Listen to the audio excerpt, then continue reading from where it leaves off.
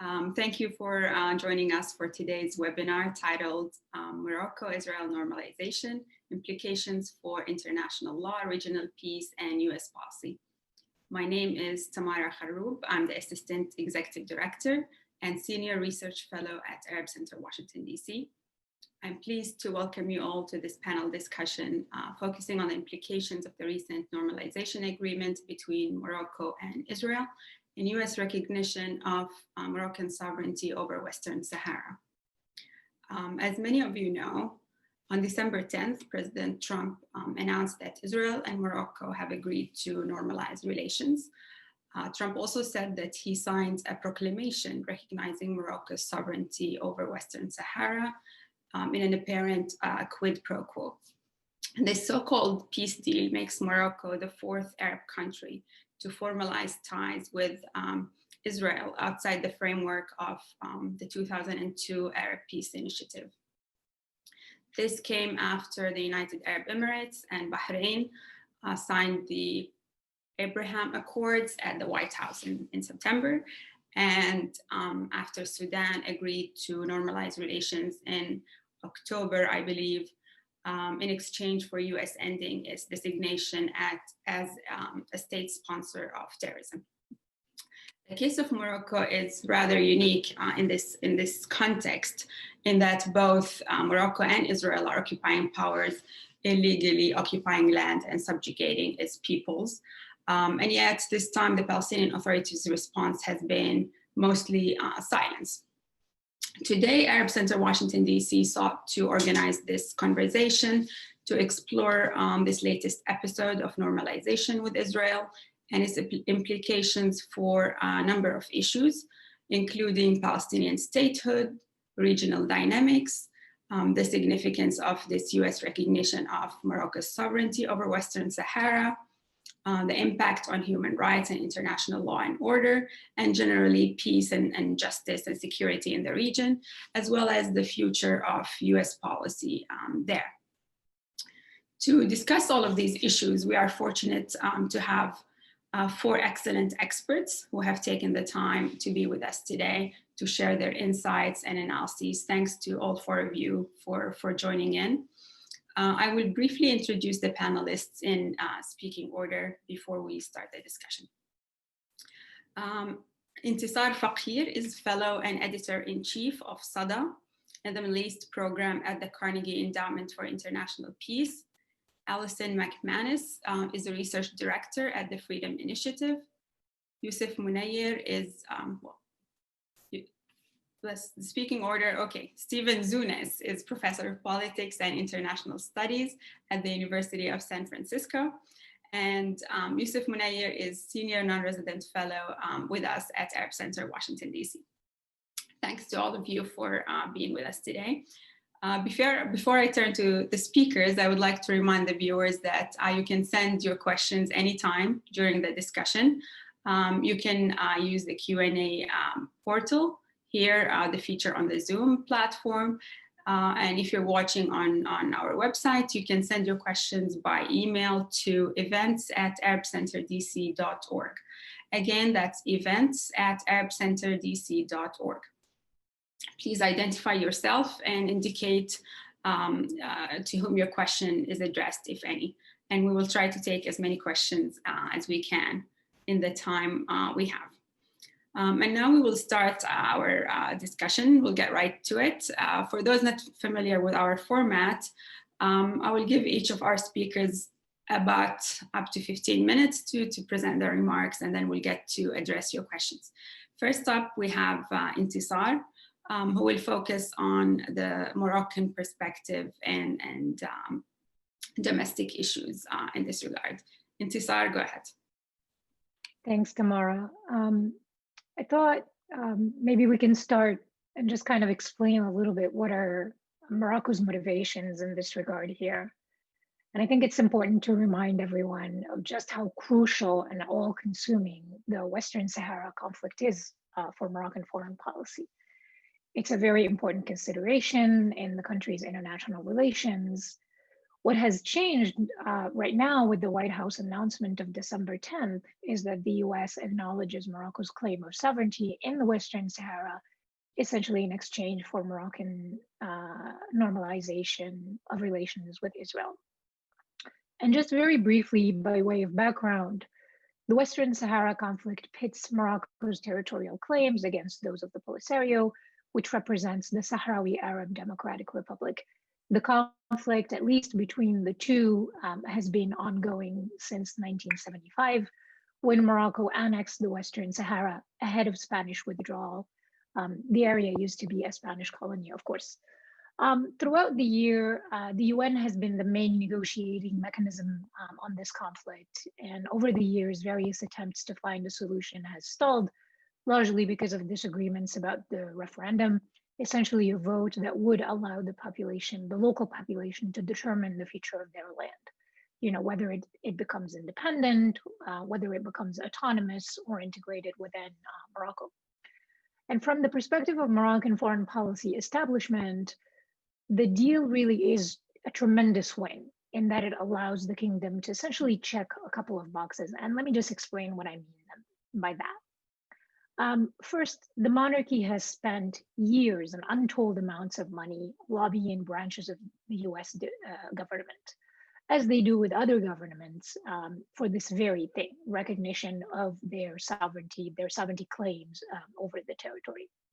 I think Morocco has often felt deeply frustrated that the US, despite its strong relationship with the kingdom, has managed to keep its position on the Western Sahara rather consistent over the years and very much in support of the full resolution at the UN. So for Morocco, this is the most prized recognition that Morocco has gotten. It comes after the UAE won in early November. The UAE opened the consulate in Ayoun. Bahrain followed just a few days ago. And of course, a number of smaller African nations had already opened consulates in Ayoun. This was the result, again, of very sort of, heavy and concerted lobbying over the years, particularly since Morocco returned to the African Union in 2016, which it coincidentally left over basically growing diplomatic support for the Polisario and for the Sahrawi Republic in the African Union. In terms of the Gulf monarchies, they have long supported Morocco's position here, but the recognition is essentially now official, those who have opened consulates. So while the issue is still very much unresolved, much of the international community, like Europe, still does not recognize Morocco's claims, but the US recognition essentially gives Morocco's control of the area and its use of the resources legitimacy. And of course, as we have seen in the headlines in mid-November, the ceasefire that had held between the two parties since 1991 was broken and active conflict resumed. The Polisario has been reporting attacks along the berm. That's the sort of wall between the area that Morocco controls and the area that the Polisario controls. But neither of the two actors have reported any injuries or deaths so far. And there is very little information coming from Morocco about the issue. Morocco controls very, very tightly access to the area anyway. And right now, access has been even that much more controlled for journalists and people trying to essentially figure out what's going on. The confrontation between the two sides because of the standoff about the Guerguerat crossing. And it really has allowed Morocco to gain control over the crossing point. I think it was a few days after fighting started, the Moroccan government announced that they were able to secure the area and that they now control the crossing. And this has been, the UN has been fairly quiet on the issue. The UN special envoy post has been vacant for nearly a year and a half since Horst Kohler resigned. So the timing has here played to Morocco's favor, and not just in terms of the UN special envoy post being empty, but of course also in terms of public opinion essentially being focused a lot more on the global pandemic crisis. And I think also the timing of this deal is advantageous given that it was done in the last few weeks of the Trump administration.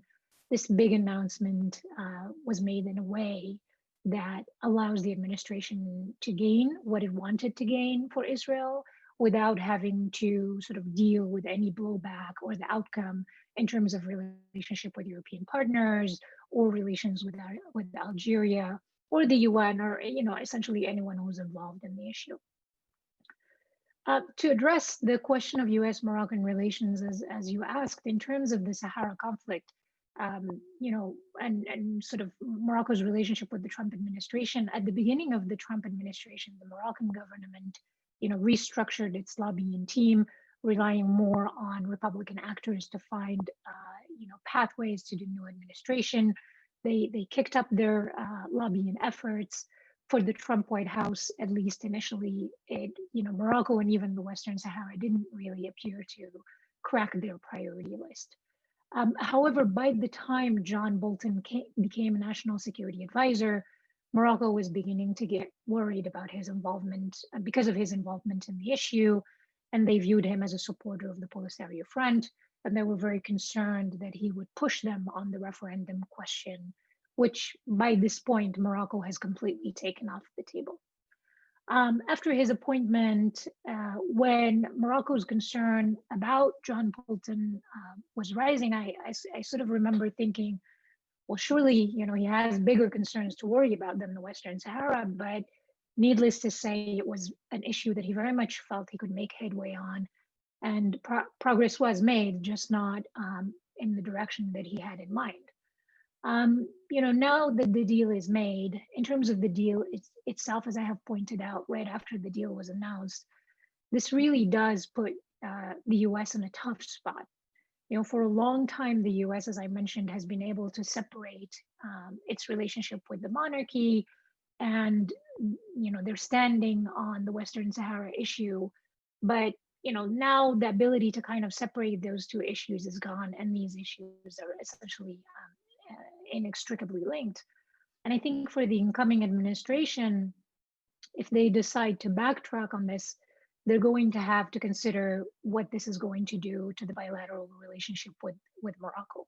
The relationship has an economic and, even more importantly, a security aspect that's key for US security engagement in North Africa and the Sahel. Just sort of one quick episode that we might kind of recall here is under the Obama administration, the US had pushed for MINURSO, which is the UN peacekeeping mission in Morocco, that was also supposed to be preparing for a referendum. They had pushed for it to have a human rights monitoring component. Nothing came of the motion, and it was, again, because of Morocco's lobbying and support within the UN, but Morocco was very displeased, and relations, particularly the security cooperation, was hampered. And rumors are that it took a lot of reassurances at the highest level to get the relationship back on track. So this is something for the incoming administration to consider. Of course, looking at the challenges, domestic and international context that they're going to be tackling, and given what the Biden campaign had said about keeping their engagement in the Middle East, especially North Africa, limited, I don't see that this is something that they would want to take on right away, at least initially. But it will remain to be seen what happens when once they're in office.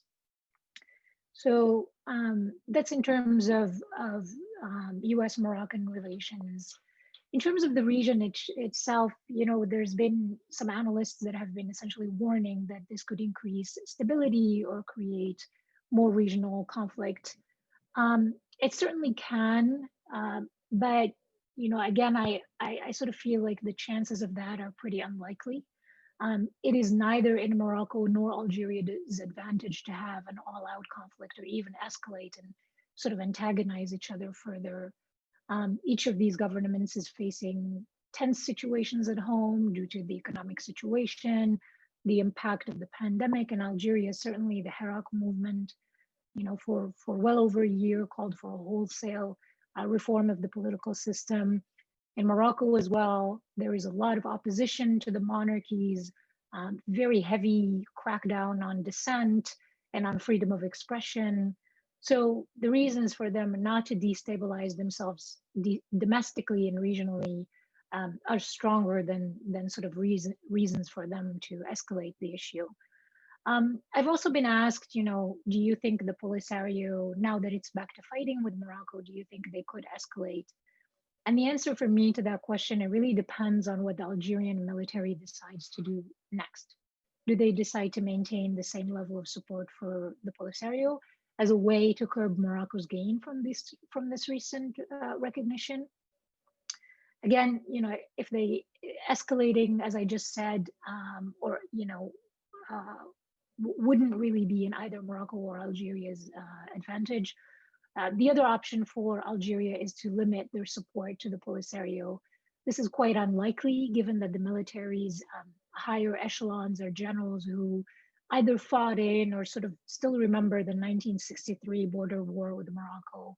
So, it remains to be seen kind of which direction the Algerian military is going to take the next steps.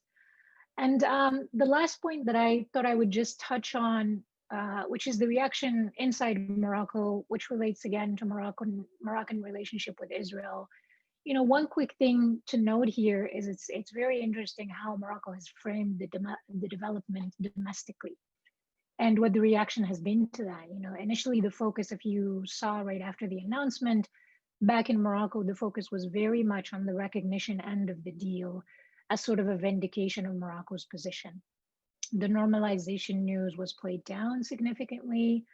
And even though it was done in the framework of the Western Sahara, which I think sort of the monarchy judges would make it less controversial with the public, there still was opposition. There were reports of protests that the government has either shut down or did not authorize. And of course, there are reports of very heavy security presence throughout to make sure that no significant opposition rises within the country. Certainly the fact that the country is struggling with the pandemic in terms of timing, it also plays to the monarchy's advantage in that it helps them justify away any future crackdowns. But in terms of the relationship itself, I mean, it's no secret that Morocco had strong security relations and business ties with Israel that were quiet over the course of the years. Israel has a significant Moroccan population, a population of Moroccan descent. The Mossad and Moroccan security services have long been understood to have cooperated over key issues.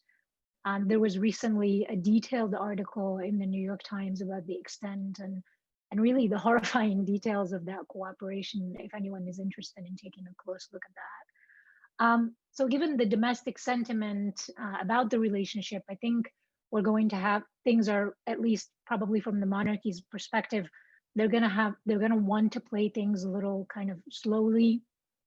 And we will find out a little bit more about the details of what that relationship is going to look like in the coming days as Trump advisor Jared Kushner heads to Israel and Morocco, I think next week.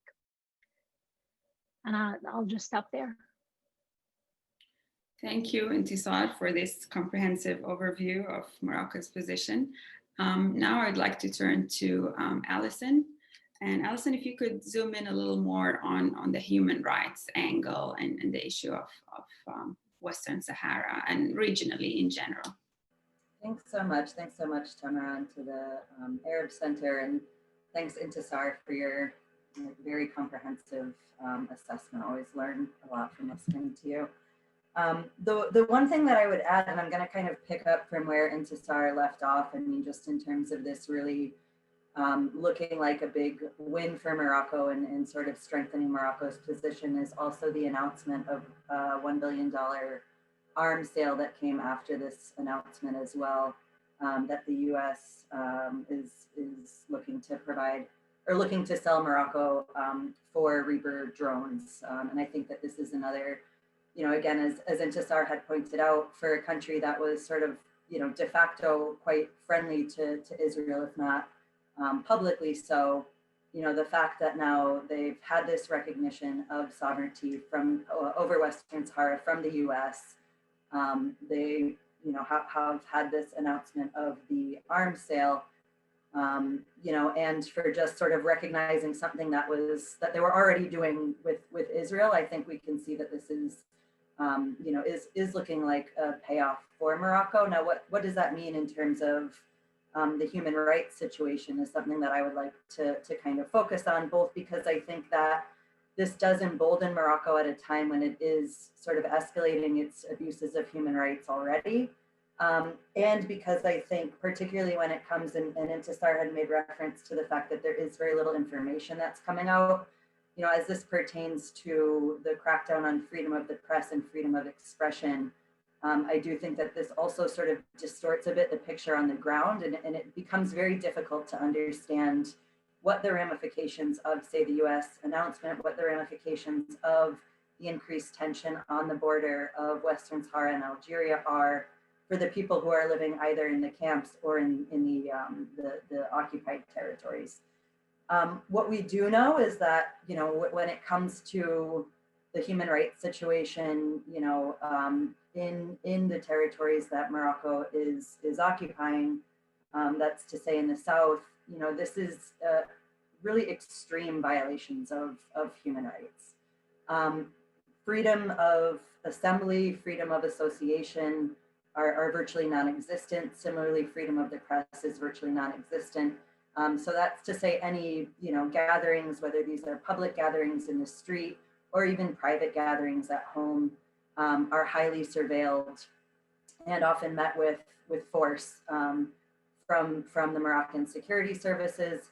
And as I mentioned, likewise, and this goes not just for in the south, but across Morocco. I mean, it's very difficult to publicly discuss the question of independence, sovereignty, et cetera. So that's to say the narrative around that is quite heavily controlled. There are a few organizations, a few quite brave folks who do some reporting. One of those is the Nushata Foundation, and I'll drop a link to them in the chat, that do sort of citizen journalism to try to highlight when these violations occur, but they do so under grave threat. And so I think that this is quite important, again, to understanding what public sentiment is on the ground, because it's almost impossible to assess from where we're sitting.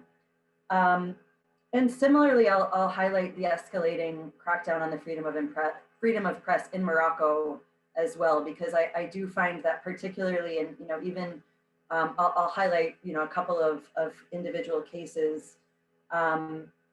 The case of Omar Radi, who is a journalist who is, quite well known internationally and did a lot of work, on his own as an investigative reporter, but also with international news organizations, kind of acting in support to their journalists on the ground. He's been imprisoned for some months now.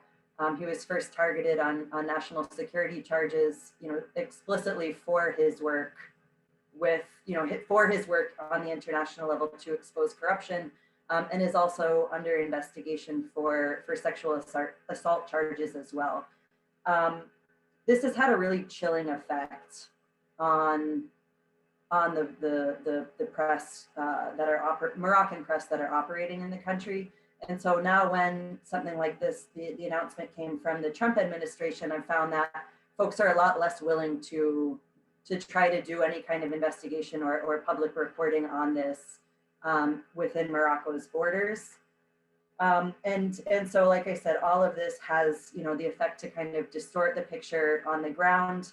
But also we have this question of what does this mean moving forward for the Moroccan government? And I'll get a little bit to that later in discussing, what this might mean for an incoming Biden administration, and as we think about kind of regional implications.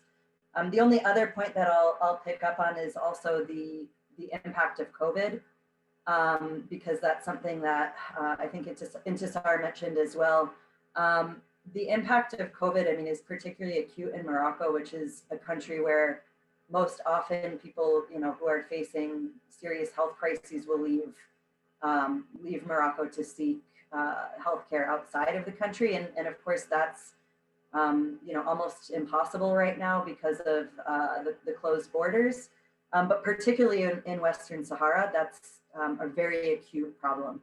And it's much easier for Morocco to sort of control delivery of critical medical supplies into the territories.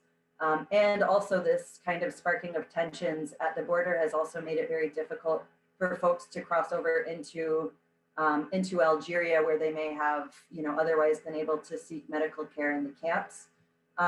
So this is, it's a really serious concern when it comes to kind of human rights. I mean, the right to health, but also it gives Morocco even sort of an extra bargaining chip if we think about, the carrot and the stick of trying to tamp down dissent in these territories of either, violating, like I said, crushing protests or that kind of thing, but also, now that there's some more recognition, maybe providing more in terms of medical supplies. So that's also something I think to keep an eye on. I'll just briefly touch on also, kind of the regional situation and how this might play out with an incoming Biden administration.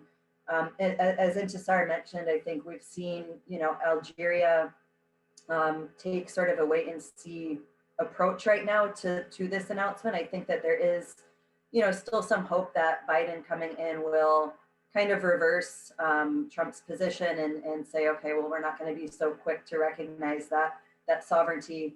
And I think that that's something that Algeria and the Polisario are maybe hoping for before, they make any decision as to whether or not to escalate. But I'd also agree with Intissar that I do think it puts the Biden administration in a very difficult position. We know that Biden's somebody who came out, on the campaign trail and said, no blank checks for authoritarian governments. We know that he's somebody who has, in kind of seeing who he's appointed, Antony Blinken as Secretary of State and Jake Sullivan in his national security role, that human rights, and sort of repairing the U.S. position when vis-a-vis international law is something that the administration wants to, present an image of. However, where is Morocco going to fit in when we know that, we do understand that they're going to want to take on this relationship with Saudi Arabia as a key priority. We also know that, kind of being a firmer when it comes to Egypt is also going to be a priority for this administration. So I think it's a big question as to whether or not they would also be looking to sort of, make headaches with Morocco as well, if it's easy enough to just kind of, continue business as usual and maybe make this a lesser priority. So I do think that that's going to be, and I'm really interested in hearing the other panelists' views on what that might look like, because to me, that's very much still an open question as to, where the Biden administration is going to fall on this Moroccan Western Sahara issue. I'll leave my comments there, and I'm really looking forward to hearing from the other panelists and from the audience. Thanks so much. Thank you, Allison. And next we have Stephen.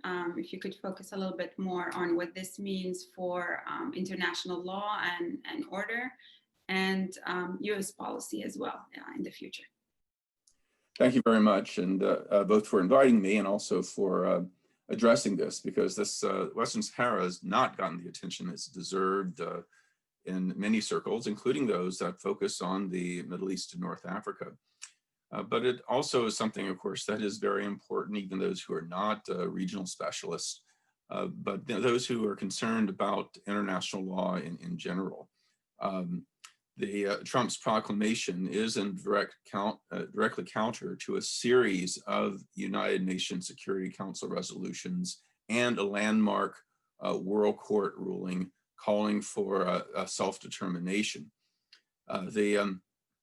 Now, Trump had previously broken a precedent by recognizing Israel's illegal annexation of Syria's Golan Heights and implying recognition of greater East Jerusalem as well.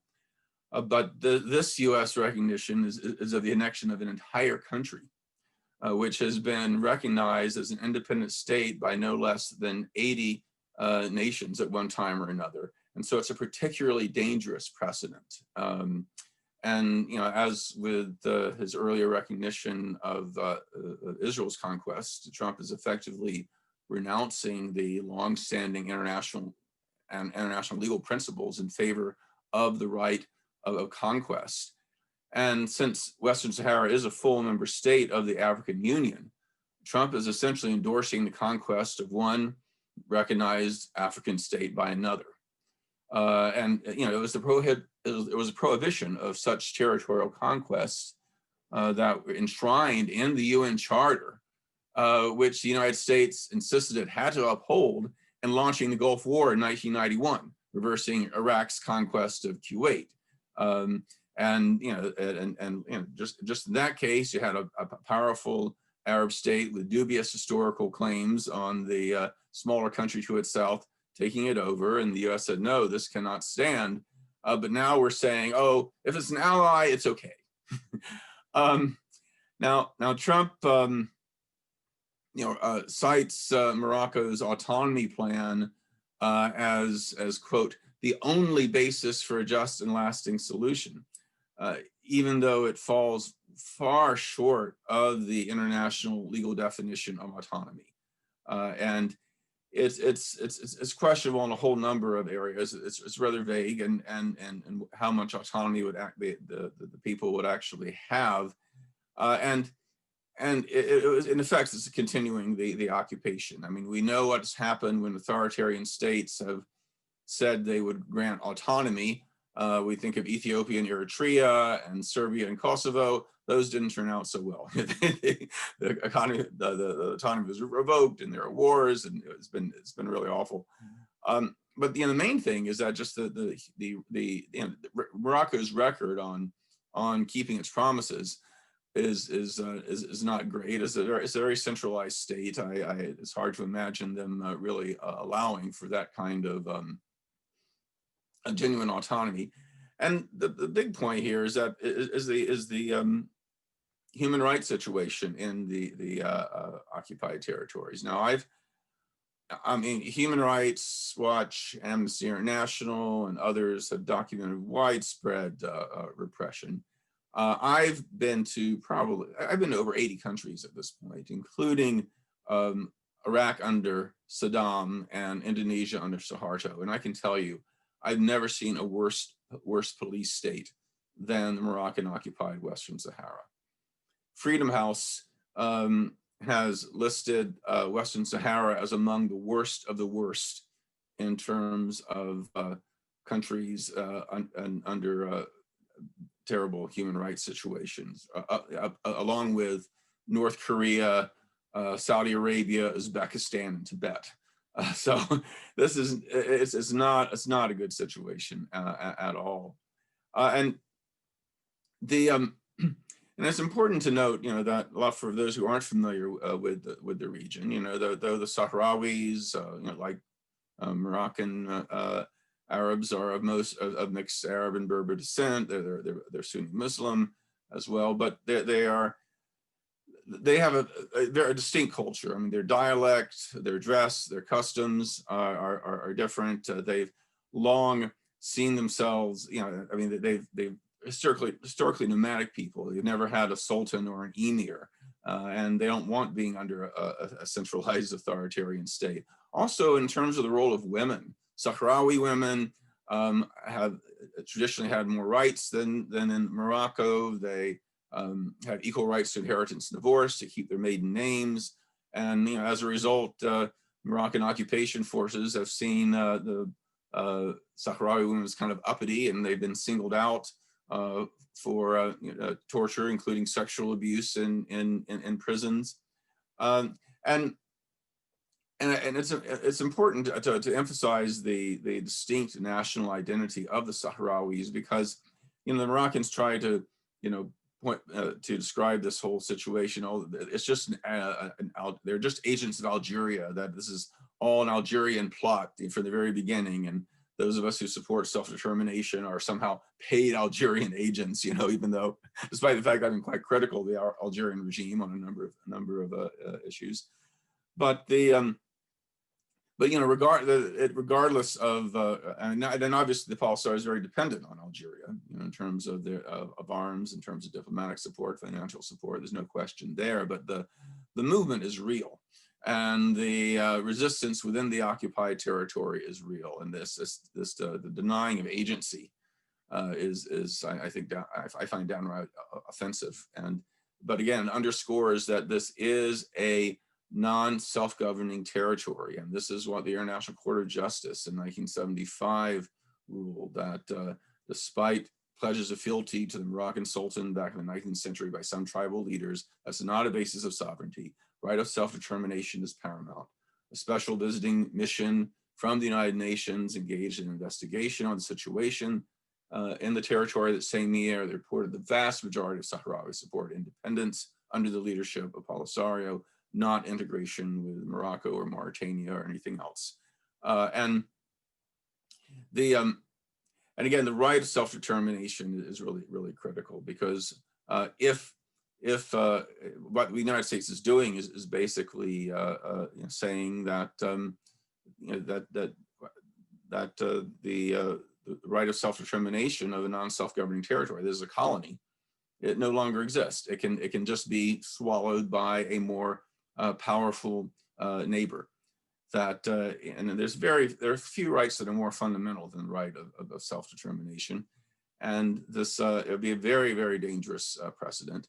And one reason the African Union has been so strongly in support of self-determination is that in the founding of the Organization for African Unity and its successor, the African Union, they've underscored that no matter how arbitrary colonial boundaries may have been, that no country can unilaterally try to change them, for the obvious reason that if a country thought they could get away with it, there'd be countries invading each other all over the place. I mean, the whole regional order would break down, and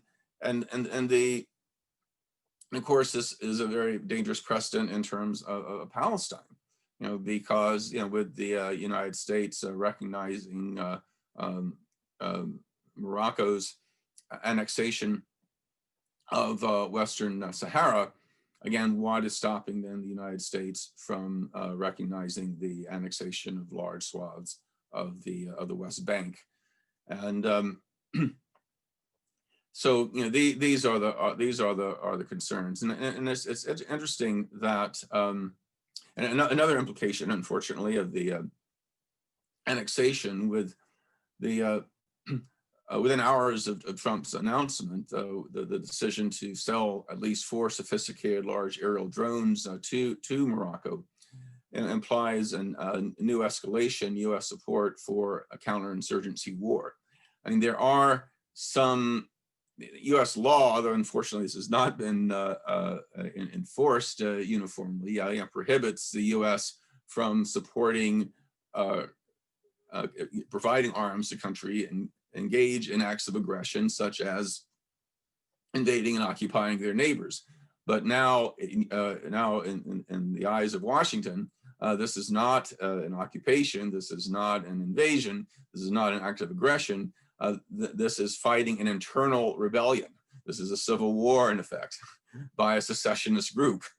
And so that could justify a more dramatic escalation in US support, and should the war indeed escalate. And I mean, as with Israel and Palestine, it's not like the U.S. has taken a very strong principled position up until now. The U.S. has sort of, had a position of neutrality, let the two sides work it out among themselves, ignoring the gross asymmetry in power between the occupier and the occupied, but also the fact that in terms of international law, and again, the right of self-determination is paramount. And again, if the people of Western Sahara voted in a free and fair referendum that they wanted to be part of Morocco under their autonomy plan or whatever, they would certainly have the right to do that. But it has to be up to them. It has to be a decision by the Sahrawi population. It can't be something that Morocco can impose by military force, or that the President of the United States can recognize at the stroke of a pen. And I want to reiterate the dilemma that this puts Biden in, because this was a quid pro quo. If Biden rescinds the recognition, which he certainly could do, then Morocco would very likely pull out of its recognition of Israel. And so Biden is going to be under pressure from pro-Israel elements not to do that. And again, it's probably not going to be a big priority for him, given everything that's going on both internationally and domestically. And I think that's why it's really important to push push Biden on this, to make it an issue.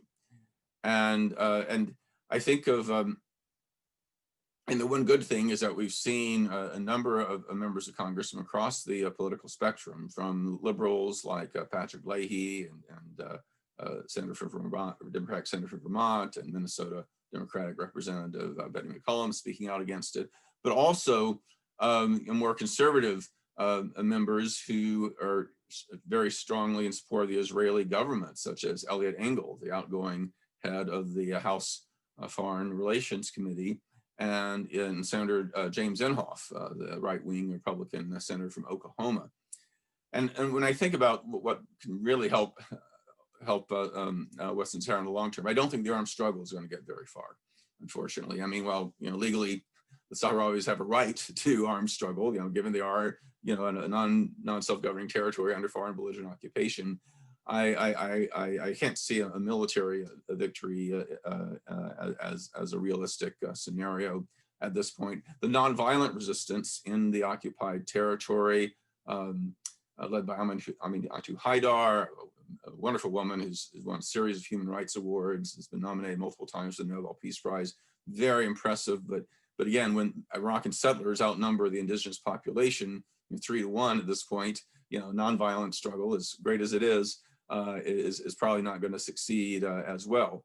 With France, and depending on the administration, the United Nations, the United States blocking the UN Security Council from enforcing its resolutions, there's not a lot of hope there. And the bilateral relationship talks, again, given the asymmetry in power, can't get very far. Well, what I'm describing here is a situation very similar to East Timor. What happened in East Timor was that global civil society mobilized. Global civil society mobilized and got the British and the Australians, Canadians, and the United States, essentially shamed them into ending their support for the Indonesian occupation, which ultimately resulted in allowing a referendum. And of course, the East Timorese chose independence. So I think really that is the only hope we have at this point, is mobilizing global society. There is already a BDS campaign targeting the Moroccan occupation of Western Sahara in Europe and some other countries. I think those who support BDS in Palestine, it'd be great if they could join forces on this. I don't think it would weaken the Palestinian movement. In fact, it might strengthen it, so they could get around this idea of, why are you singling out the world's only Jewish state? And so, no, this is not about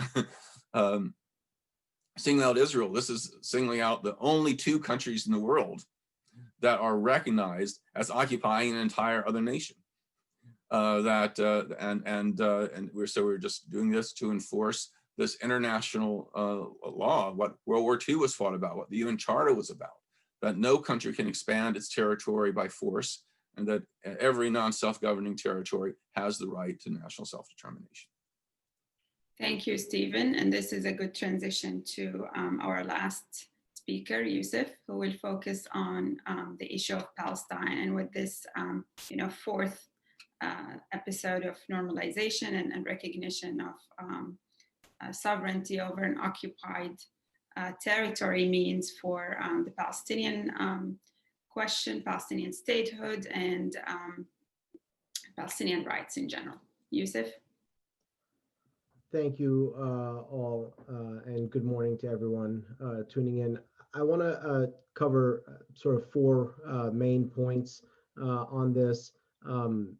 just kind of talking about this trend of normalization now. As Tamara noted, this is now the fourth Arab country in recent months to take this step, and to think a little bit about where this trend is going and where it comes from. I also want to touch on the specific impact of Morocco's normalization agreement on Palestinians and on the Palestinian argument in the international forum, and why it's important. Palestine-Morocco relations, and what impact this will have on that, as well as what it might mean for relations between the Palestinians and the United States moving forward. On this question of the normalization trend, I think, we have now seen 4 Arab countries in recent months, take what has been a pretty unprecedented series of steps to announce normalization with Israel. And I think, it's important to understand sort of where this is coming from to get a sense of where it will go moving forward. And I think it really comes from a couple of different places. One of them is that increasingly these Arab states are beginning to prioritize their own interests, to seize an opportunity to advance what they see as their national interests regionally and internationally as well. And I think this is a calculation that is made because of 2 different things that are taking place at the same time, very importantly. One of them is the Trump presidency, which, I like to liken to, a White House that has put out a sign like many of those stores that you might see in New York, a store closing soon on January 20th, everything must go. And for many Arab states, they're looking at this deadline as an opportunity to get from the White House things that they would never have been able to imagine getting for this sort of price before, whether it is unprecedented sales of fighter jets that would not have been possible before, or being taken off the terrorism list in the case of Sudan, or having the United States reverse decades of policy and recognize as sovereign territory the Western Sahara in the case of Morocco. So there is this short window of opportunity that Arab states are looking at as one that they don't want to miss. But at the same time, I think something that's important to keep in mind is that it's not just that there is a quid pro quo deal maker in the White House. It's also that things are changing in the Israeli-Palestinian equation. And this is not the kind of change that we often hear about in the sense that the Arab world is warming to Israel.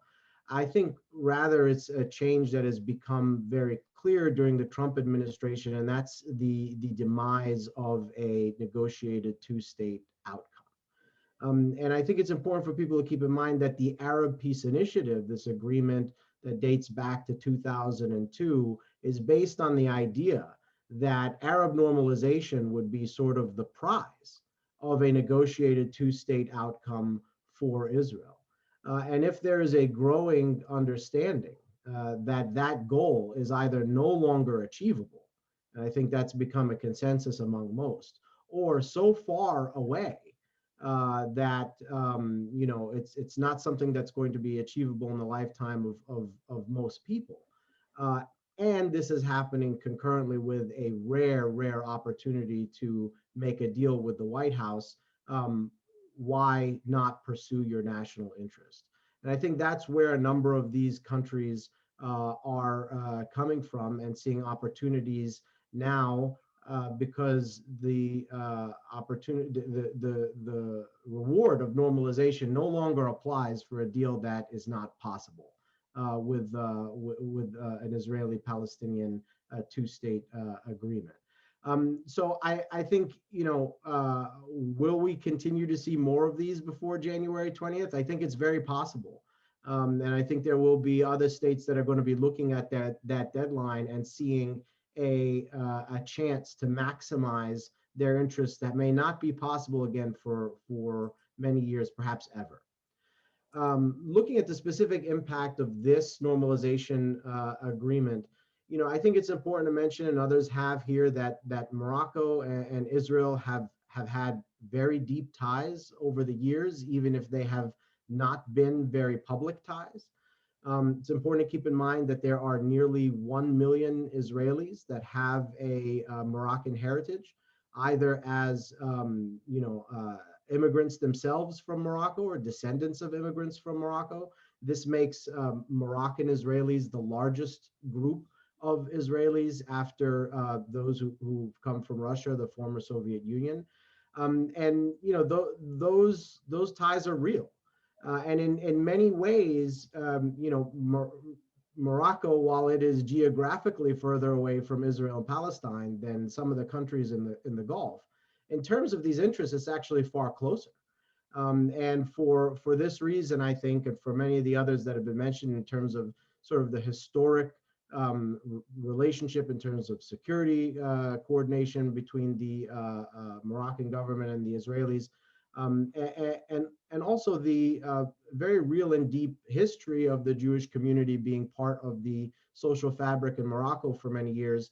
The Moroccans have had a closer relationship with the Israelis, even if it has not been a public one.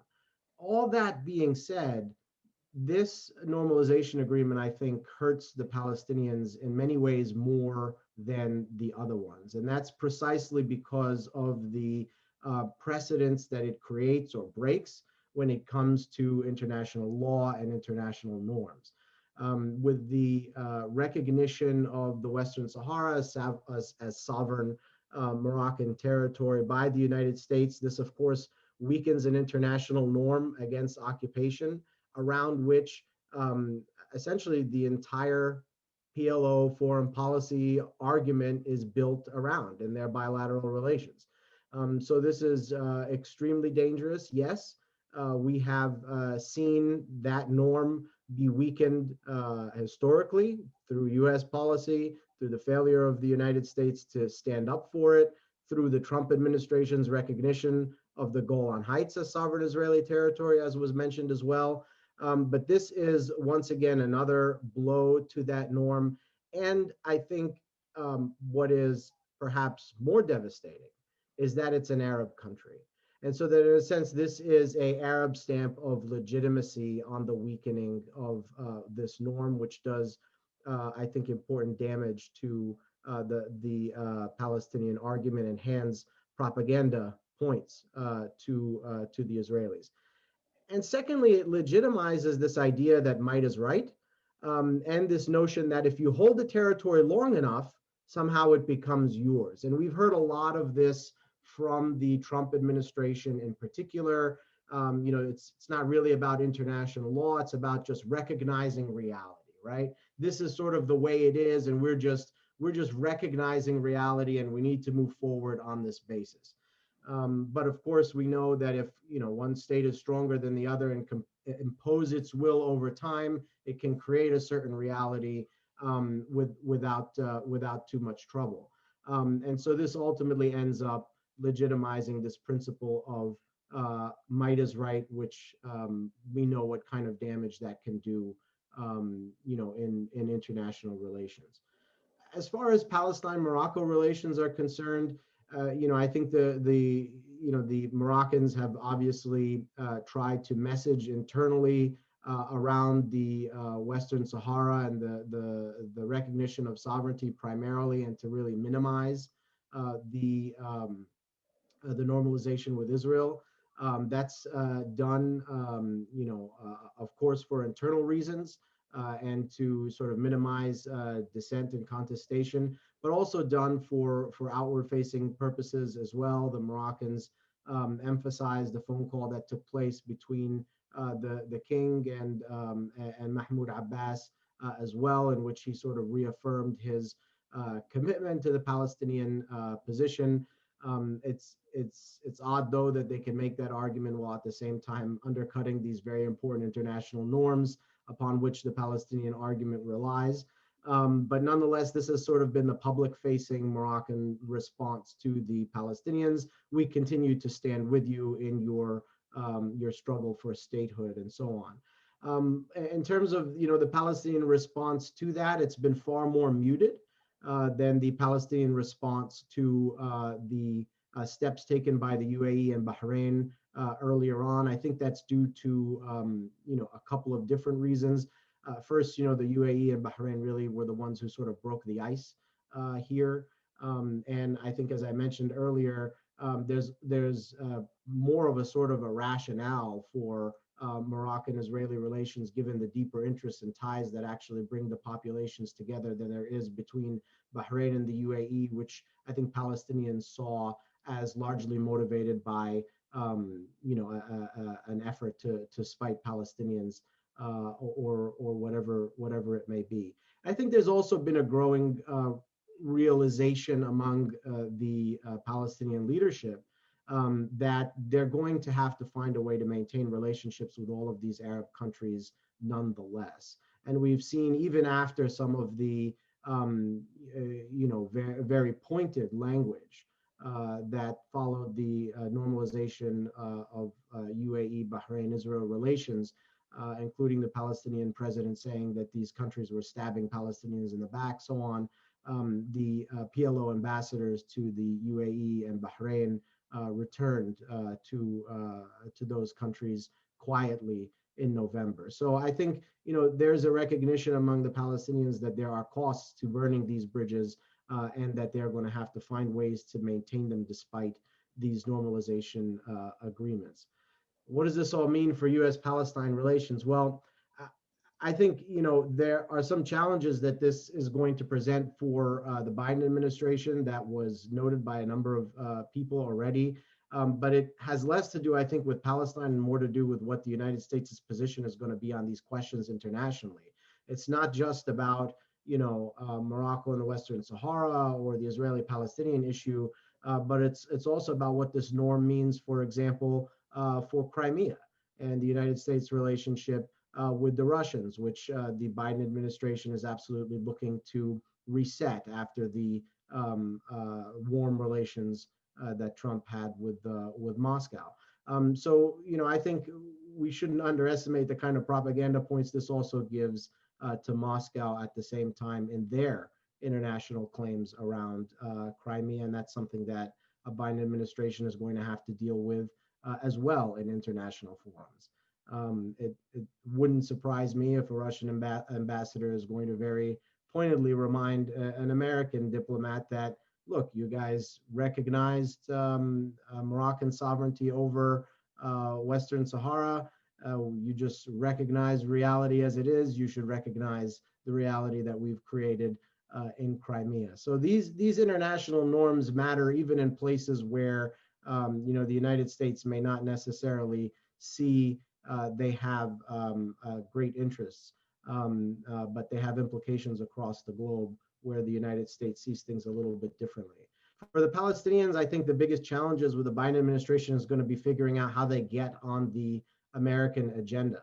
Right now, the Biden administration is going to come in dealing with a lot of different challenges, and the opportunities to engage on Israel-Palestine are extremely limited. The disincentives are great. The bilateral relationships the United States has with Arab countries are not really going to be pushing the United States to engage on Israel-Palestine in any serious way.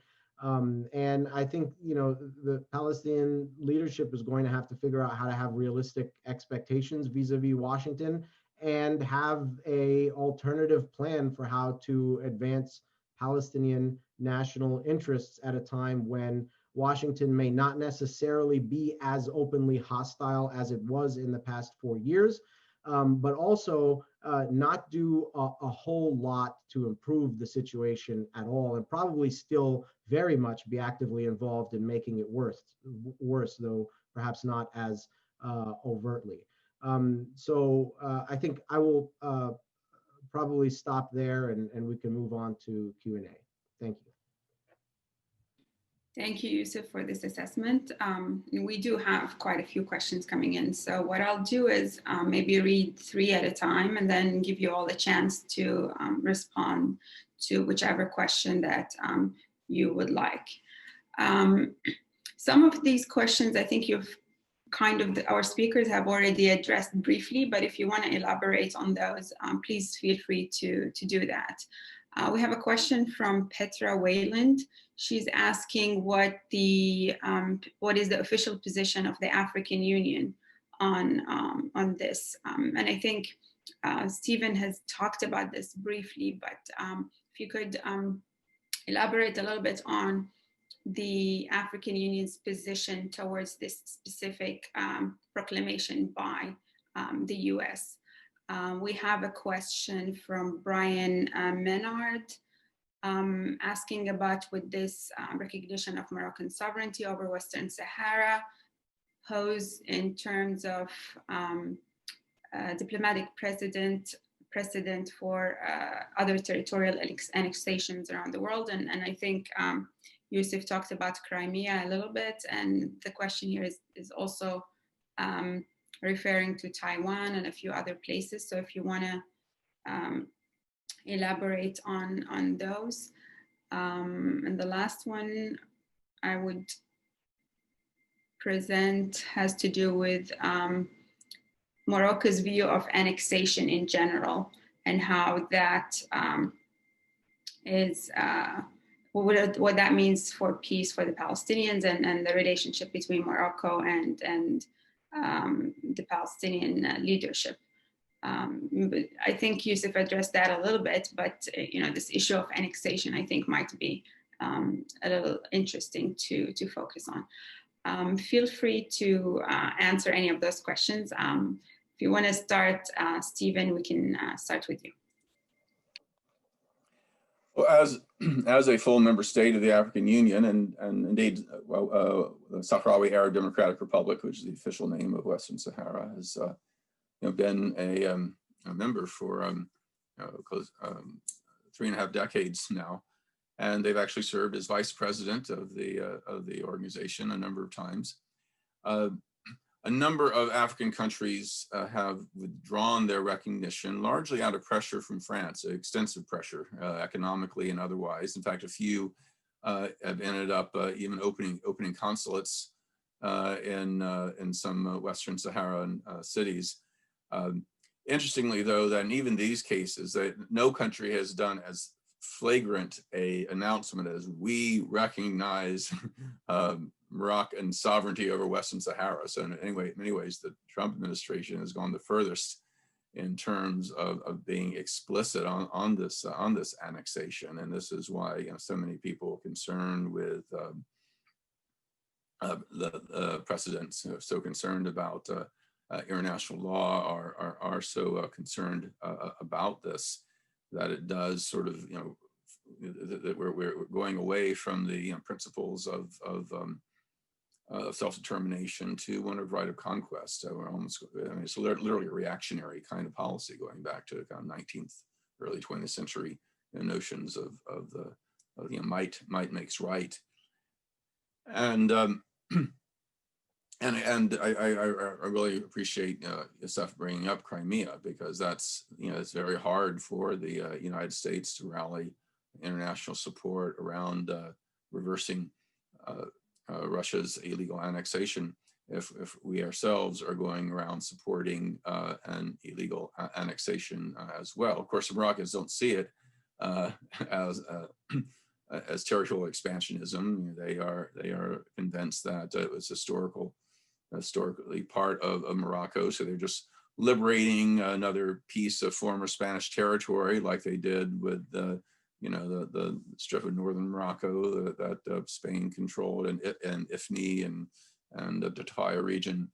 But Western Sahara is very different because of it's this legal designation, and we can quibble about certain historical claims and things like that. But as I say, the World Court and the United Nations and the African Union, and pretty much generally the consensus of international legal opinion, is that Morocco does not have a legitimate claim of the territory, and it's up to the people of the territory themselves to decide. And if Morocco gets away with this, it's going to be really bad news in terms of the whole international legal order.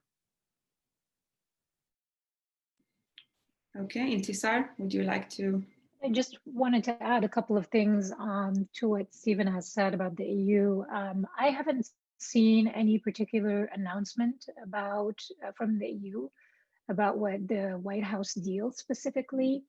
It's interesting to kind of see also how this is being handled by European actors.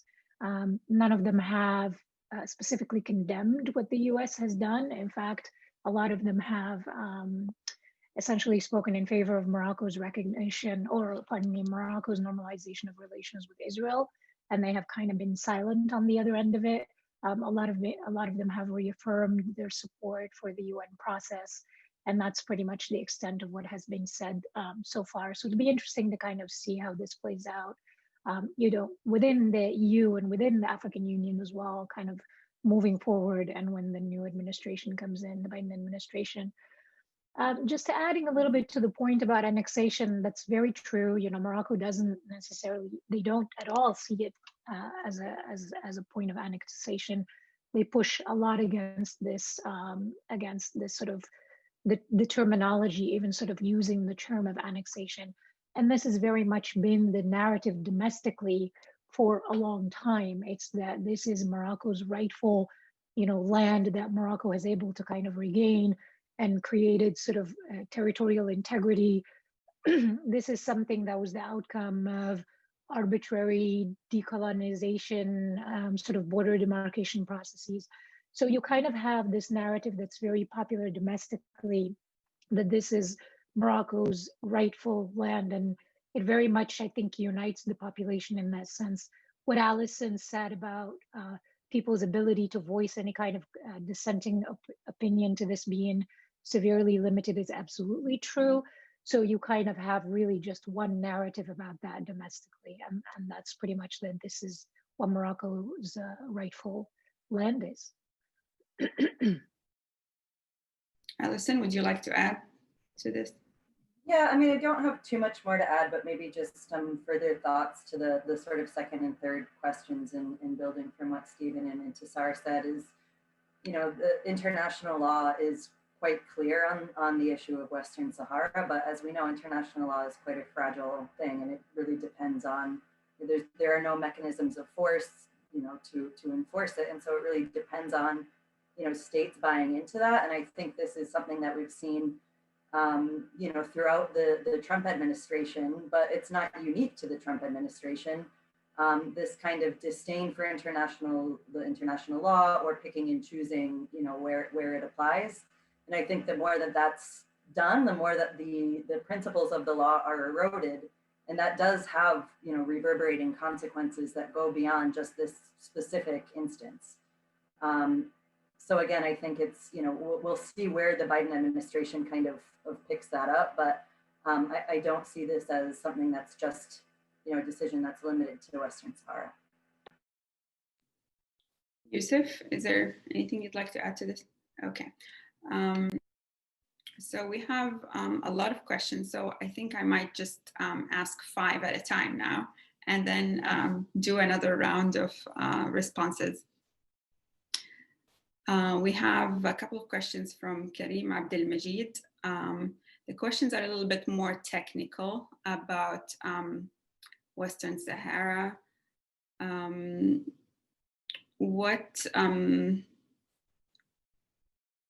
What would become of the liberated, I'm reading here, liberated parts of the territory in Western Sahara controlled by the Polisario after the Trump recognition? And the other question has to do with the status of the Sahrawi population of the territory vis-a-vis the US government. It's a long question. I apologize that we don't have time to read the whole thing, but I'm trying to get the gist of it. We have a question from Masoud Malouf. How do you think the recognition by Trump of Western Sahara under Moroccan sovereignty will affect the incoming Biden administration's foreign policy toward this part of the world? In general, I believe. We have a question from Hakam Takash. it's regarding the Israeli Jews of Moroccan descent and whether the Israeli demand for compensation of their property and displacement has been resolved as part of this agreement. And we have a question whether Biden can reverse this recognition of Moroccan sovereignty over Western Sahara.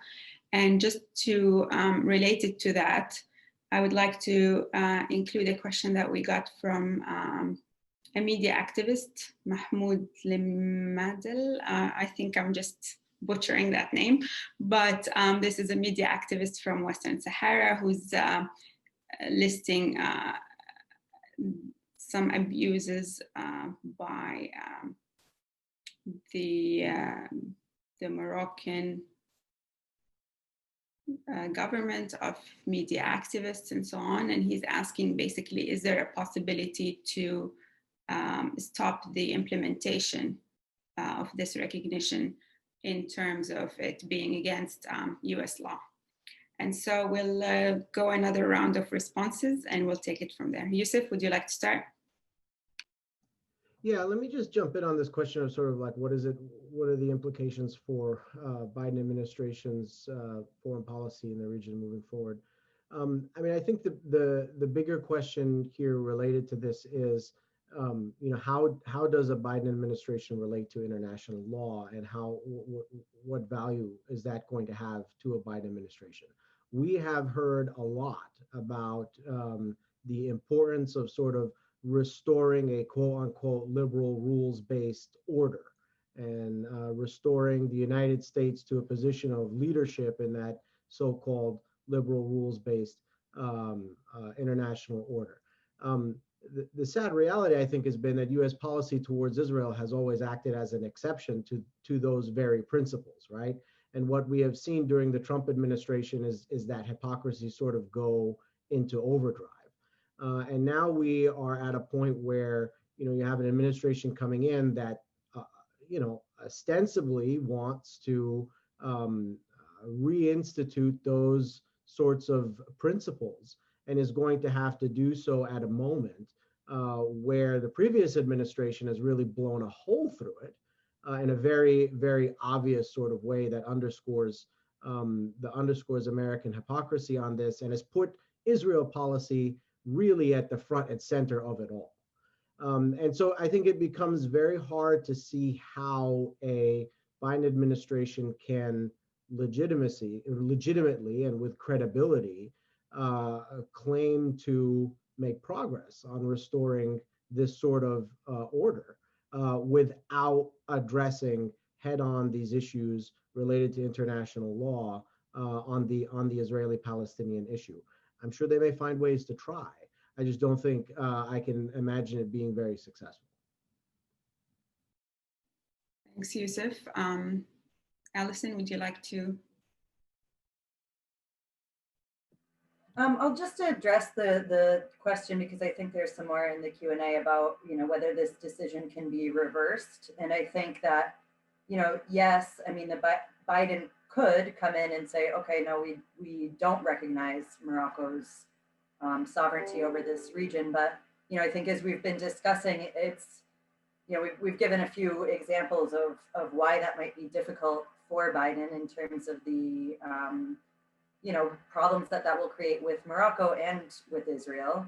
And at the end of the day, Morocco sees that it has this sovereignty, and it's interpreted, lines from UN resolutions. It's interpreted any kind of international recognition of this simply as more credence to its claims. And so I think that there's a concern, should a Biden administration, let's say they do come in and say, we're reversing this decision, Morocco is still going to, we can't kind of put the cat back in the bag in terms of how this has empowered Morocco in its claims.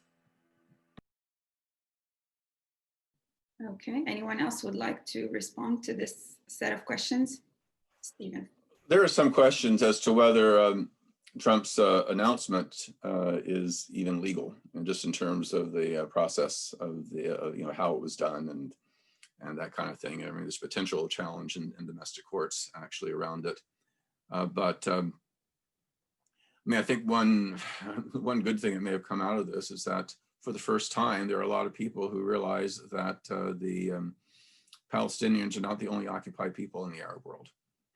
That people are starting to recognize that there is a link between the two occupations. And given the very impressive raising of consciousness on Palestine in global civil society in recent years, including here in the United States, I mean, unfortunately, Biden and most of his foreign policy, national security people have been on the more hawkish wing in terms of Israeli-Palestinian issues. The grassroots of the Democratic Party has shifted dramatically in how they look at Israel and Palestine. And I think among this group of people, I think we're going to see more and more awareness that that occupation is wrong, no matter who does it, and whether it's done by an Arab state or a Jewish state. That self-determination again is something that is paramount, and that there will be and people will be hearing from folks for the first time about this. And again, I use the East Timor analogy that went from the ultimate hopeless cause to victory when people decide to mobilize and make it an issue. Thank you, Stephen. And we can take another set of questions. Now we have a lot of questions, and I apologize for not reading. The questions are really long, so I'll just try to summarize. We have a question from Layla Hanafi, George Washington University Law School, and she's asking about your views on the Polisario as a representative of the Sahrawi people, and if there are any concerns about links between, and I'm reading here, Polisario and terrorist groups in the Sahel. We have a question from Khalid Madi, I believe, and he's asking about the parallels, and I think Stephen kind of talked about that a little bit, between Israel and Morocco and legitimizing the narratives being used and legitimizing their occupations. And wondering if you could comment on the ways a pro-Sahrawi position could learn from the Palestinian experience in asserting their legal status as a people. We have a question from our own Director of Research, Imad Harb. He's asking whether he's saying that the Algerian president has actually pulled the issue of the Western Sahara from the hands of the military. Does this mean less tense relationship with Morocco? And a question from James Miller about the relationship between Spain and Morocco. What are the implications for some enclaves like Ceuta and Melilla? And I think we can take another round of responses. Anyone would like to start? Sure. Okay, go ahead. Intissar? Go ahead. Sure. First of all, I mean, okay, let's start with Intissar and then we move to Stephen. Just very quickly on the question about what does this mean for Ceuta and Melilla? Very little. I don't really think that Morocco is interested in pursuing anything as far as the enclaves are concerned. I think Morocco likes to use those as a way to kind of, I don't know, needle Spain whenever they need to, but I don't think there's any interest in sort of, trying to get any kind of, I don't know, to try to kind of use those as a way to assert claim. I don't really see that. In terms of the question about tensions between Morocco and Algeria decreasing, because the president has taken this issue out of the Algerian military. If that's the case, maybe. I'm still not sure that, the military is not, even with the recent referendum and even with, the sort of the idea that somehow the president has taken this issue out of the military. I'm still not sure that the military is completely uninvolved in these kind of foreign policy decisions. So if that's the case, then possibly, but I'm not sure that that's the case. I would just add that my impression is that both the civilian and military sides of the Algerian ruling elite, and for that matter, most Algerians themselves, still feel pretty strongly about the issue. And while there may be reluctance, increasing reluctance for the Algerians to get involved militarily, they certainly don't want to start another war or anything like that. Given that Morocco's vision of Le Grand Maroc includes not just Western Sahara, but the western part of Algeria, and that and given the whole historical tradition of Algeria as this revolutionary country and leading the way against colonialism and Africa and the Middle East, that it's hard to see that whoever may have the dominant portfolio in Western Sahara is going to be any kind of lessening of support for the cause or any serious compromise in that way. Involving the charge on terrorism, and we've heard this from the Moroccans and their supporters for years, that the Polisario is tied to Al-Qaeda or tied to ISIS or tied to Hezbollah or whoever the enemy of the month is. The idea that the Algerian military, which has been ruthless in its suppression of Salafist extremists, would allow the Polisario, whose camps, where the headquarters of the Polisario and the camps are in a Algerian military zone around Tindouf in Western Algeria, where the Algerian military has full control. The idea that they would allow or tolerate any way cooperation between the Polisario and some of these Salafist extremists is just ridiculous.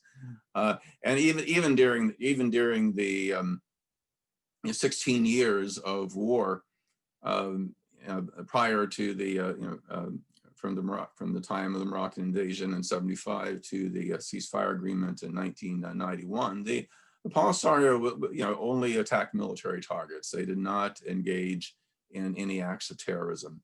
And not to mention the fact that the Polisario is a secular left-leaning nationalist group. They are not. They do not identify as Islamist of any kind, much less the reactionary extremist Islamist orientation of these groups that Morocco and its supporters are trying to tie them to. Indeed, the hardcore Islamists in Algeria and elsewhere don't like the Polisario because they are more secular and nationalists, because of the leading role women have in the organization and a few things like that. I mean, even during the early 90s, there was this Islamist group actually sacked and attacked the Polisario embassy in Algiers. So there's not a lot of the idea that there's any connection whatsoever between Polisario and these Salafist groups, or much less Hezbollah, is basically a Moroccan propaganda line that I'm unfortunately a number of people in the U.S. Congress and others have picked up for some reason. Tamara, can I make a very quick comment?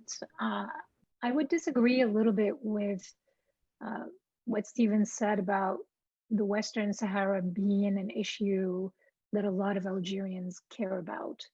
I think, from my understanding of the younger generation of Algerians, I don't think that this is an issue that they care about. My sense is that they're a lot more focused on domestic political reform. This is really the big question, I think, on their minds. It's questions of accountability.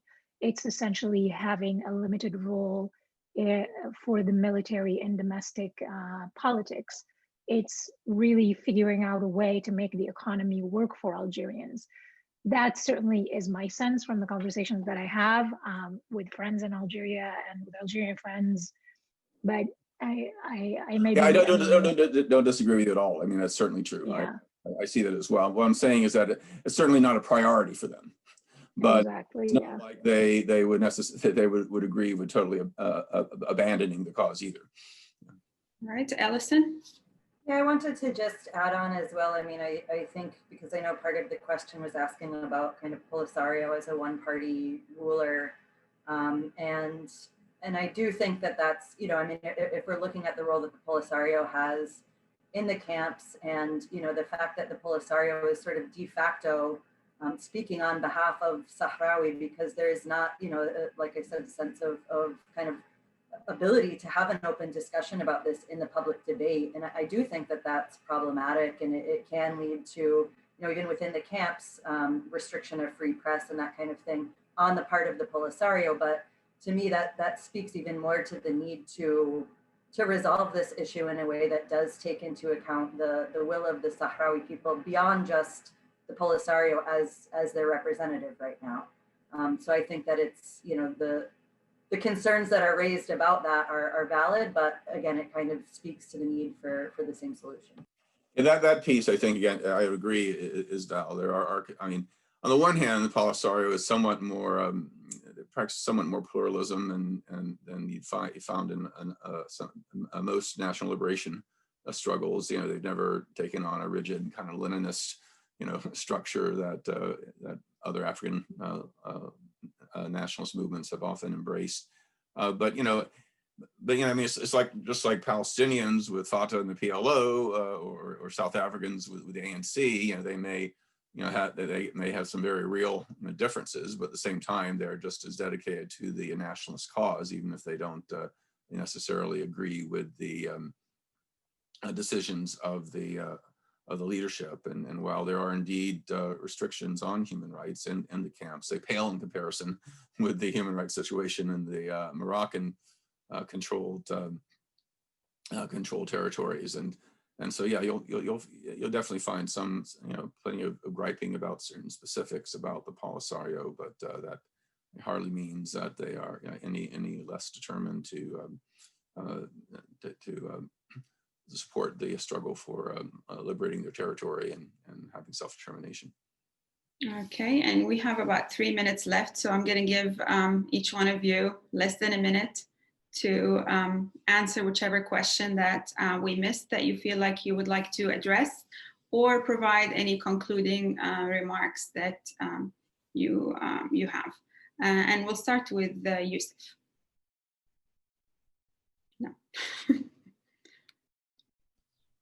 Go ahead, Yousef.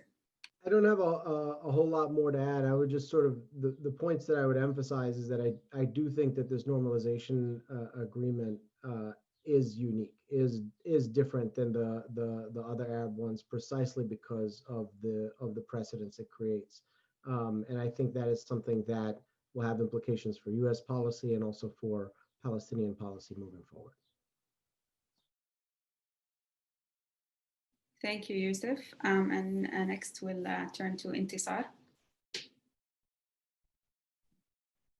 Yeah, I don't really have a whole lot to add either. I would just sort of, I guess maybe one thing to mention is that, you know, this is, while this may be a diplomatic victory for Morocco, at least in the short term, you know, there's certainly a lot of challenges within the area that Morocco controls of the Western Sahara. There's a lot of, there really is sort of a kind of a tense social situation in that area. There's a lot of grievances about, you know, poor management, the way that, you know, in the issues of inequality, there was a lot of anger about human rights violations and things like that. And I think that even though Morocco has kind of scored this victory, these are issues that they're going to have to at least domestically address. Stephen? Bill Lawrence had a question about enforcing UN resolutions and the World Court decision around self-determination. And if the United Nations took the Western Sahara question from Chapter 6, where it's been under the UN Charter, Chapter 7, then there would be enforcement mechanisms, including sanctions and other kinds of pressures, which the United Nations, of course, has used in some other countries when they have forcibly tried to expand their territory And the main problem, France has been the main obstacle in terms of their strong support for Morocco, but the United States as well. Daniel Patrick Moynihan, who was our ambassador to the United Nations in 1975 at the time of Morocco's takeover of Western Sahara and Indonesia's takeover of East Timor 6 weeks later, stated in his autobiography that, quote, in the United States, you mentioned the United States voted with the rest of the Security Council and deploring the takeovers, calling for self-determination, withdrawal of foreign forces, etc. But Moynihan said in his autobiography, the task given to me by the State Department was to make the United Nations as ineffectual as possible in dealing with these matters. I took upon this assignment with no inconsiderable success, end quote. In other words, the United States didn't want to go on record supporting this kind of aggression, but we weren't going to do anything about it. We're going to be able to get away with it. And what Trump has done basically is that we're no longer pretending to not support this kind of irredentism, this illegal expansion, by force. And that's why, again, the U.S. policy has been problematic from the very beginning. But as has been with Israel and Palestine. But as with Israel and Palestine, the Trump administration is taking it to a whole new level by trying to put some kind of legal facade over illegal actions. Thank you. And Allison, if you'd like to give final remarks.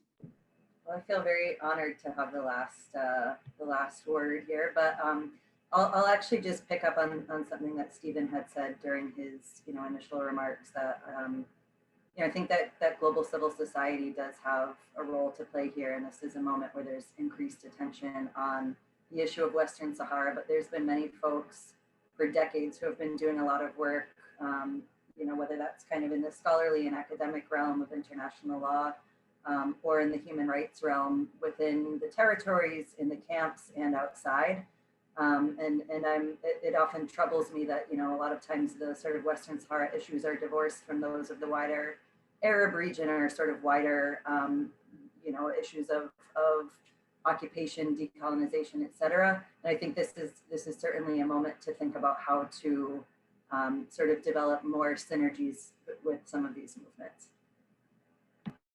Thank you, Allison. And with that, we've reached the end of our discussion for today. On behalf of Arab Center Washington, D.C., I would like to thank all of you, our speakers, Yousef, Allison, Intissar, and Stephen, for your time and your insightful contributions and for being with us today. I would like to thank our audience who joined us for the last hour and a half. Please keep in touch. I invite you to visit our website, arabcenterdc.org, and follow our work. And we look forward to seeing you at our future events. Thank you, everyone. Take care.